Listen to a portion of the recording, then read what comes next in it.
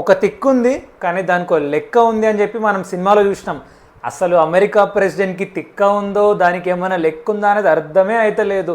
ఇష్టం వచ్చినట్లు టారిఫ్లు పెడతాడు. ఫస్ట్ టారిఫ్స్ అంటాడు, మళ్ళీ 90 days పాజ్ అంటాడు, మళ్ళీ చైనా పైన 245% అంటాడు, మళ్ళీ నేను అన్ని కంట్రీస్కి లెటర్స్ పంపిస్తాను రివైజ్డ్ టారిఫ్స్ అంటాడు. అసలు నచ్చినట్లు చేస్తుంటాడు. లిటరలీ కనీసం చెప్పినవన్నా కరెక్ట్గా చేస్తున్నాడంటే అది కూడా లేదు.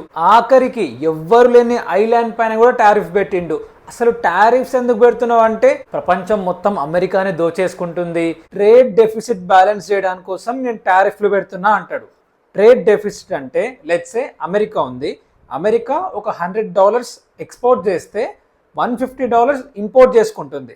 సో ఈ గ్యాప్ ఏదైతే ఉందో $50 దాన్ని ట్రేడ్ డెఫిసిట్ అంటారు.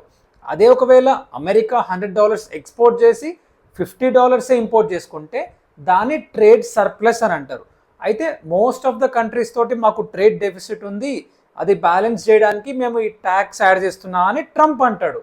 సరే పక్కన పెడదాము. ఇప్పుడు బ్రెజిల్ ఉంది, బ్రెజిల్ తోటి ఏంటి అమెరికా ఎక్స్పోర్ట్ చేసేది $49 బిలియన్, అదే బ్రెజిల్ నుండి అమెరికా ఇంపోర్ట్ చేసుకునేది $42 బిలియన్.